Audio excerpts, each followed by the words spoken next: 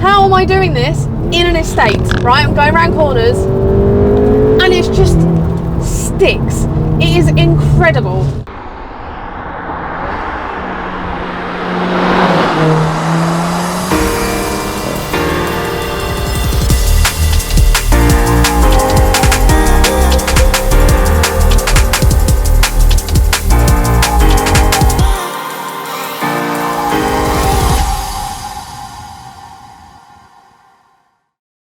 Now, I absolutely loved my old 64 plate Seat Leon FR, so I was very excited to be getting to drive this newer and faster 2017 Seat Leon Cupra 300 Estate. We've got a 2-litre turbocharged engine putting out 296 brake horsepower and a maximum of 380 newton meters of torque. You'll get from 0 to 60 in 4.9 seconds and a top speed of 155 mile an hour, although the speedo does say 180 mile an hour, so we're missing out on something there. Right, I get comments on videos where I moan about cars being over 1,800 kilos. This weighs under 1,500 kilos, which is what cars should weigh. 1,800 kilos is unnecessary and ruins driving. There, I said it, get over it. I personally don't really like estate cars, but I do like the styling a lot on this. I think the Maxton splitter and diffuser really sets it off, makes it look nice and sporty, along with the 19-inch wheels, and we've also got a Golf R exhaust, so it sounds much nicer. Boot space is very good. You can fit multiple suitcases in there, multiple dogs, other animals, whatever you fancy. And then you've also got these really cool levers on the side that if you can't reach the seat to put them down, you pull the lever, seat magically goes down. How cool is that? Oh, and I can reach the lever to put the boot down, which is also very good. Right, let's take a look inside. Inside, I can't say it's changed much since my 64 plate Leon. It's still very roomy, but I'd say a lot less plasticky than my car was.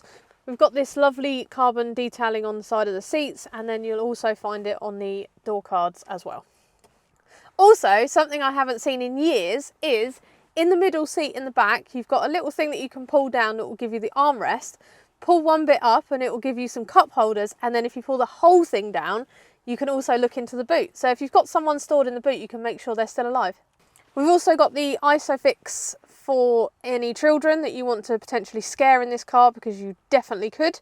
But otherwise it's really roomy. You could fit 3 adults in the back very easily. Storage, there is actually loads of it. So you've got the normal stuff in the side of the door card. You've then also got a very cool little cubby hole next to the steering wheel that you can fit quite a bit in.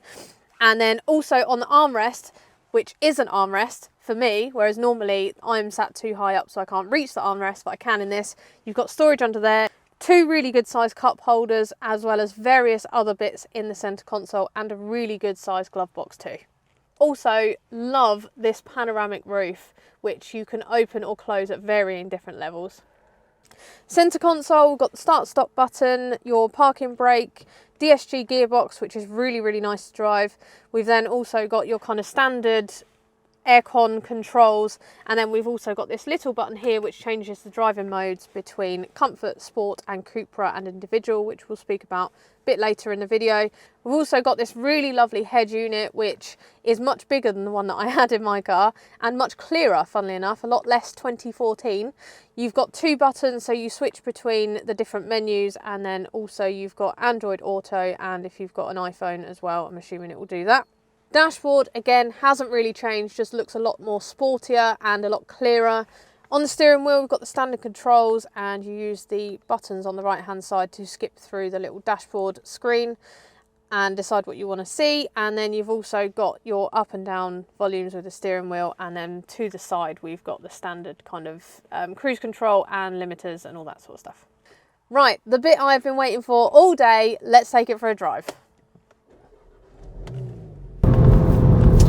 If you're still watching and you haven't subscribed yet, my question to you is why? And my action for you is to get on it and get subscribed. Right, so driving modes, we have got comfort, sport and Cupra, and then individual. So comfort is comfort, obviously your daily driving. If you don't want to accelerate too quickly, you put it in comfort.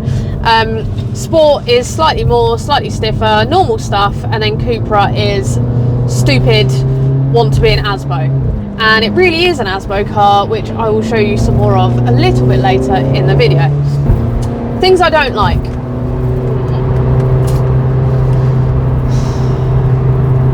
I mean, there's nothing I don't like about this car. I love this car. So I used to work with someone who had one of these, and he used to drive like an absolute twat, right? And I always used to think, you're in an estate car, what are you doing, man? What are you trying to prove? But I totally get it now. Like, this car literally just wants you to hammer it everywhere. Sounds great, especially with that big exhaust on it. All I want to do is just keep knocking it down a gear so that I can hear that exhaust and that noise. It just sounds brilliant. But the reason I understand this car now is due to twisty roads. So I'm going to go and find a twisty road now and then show you exactly what I mean. Right, twisty road found. Let's go.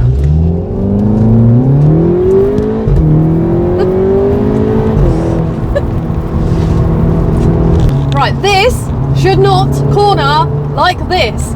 How am I doing this in an estate? Right, I'm going around corners and it's just sticks. It is incredible.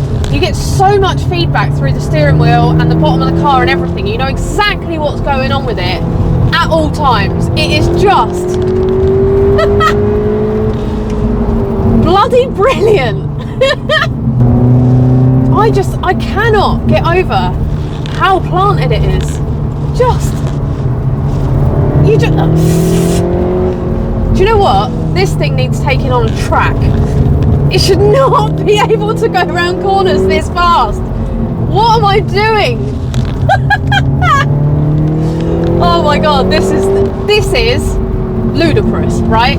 This car does everything. You can have your dogs in the back, you can have your 15 million children in the back, your wife in the front, and then you can go and scare the absolute crap out of them on a twisty road and feel very comfortable in the fact that this car will just get you around it at whatever speed you want to go at.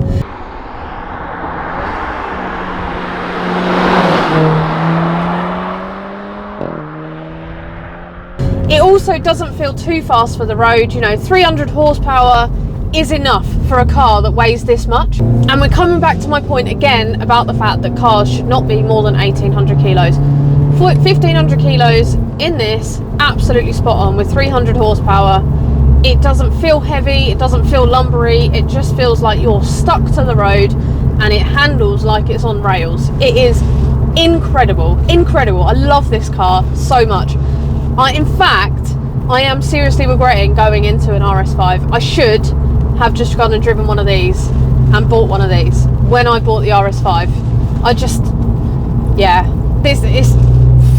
It's brilliant. I can't get over how good this car is. And on top of that, the brakes are really good. So it is literally just the perfect daily. If you need a daily, don't look at anything else. Go and look at this. It is, yeah, I'm sold. I mean, I want one. Fun factor. Oh, it's going to be controversial, but I'm going with like 7 or 8. This is like, oh god, I'm going to say it and I'm going to get spat on for saying it. This is supercar level fun. Like this, I love this car so much. Should not be able to do this, but it does it, and it does it brilliantly.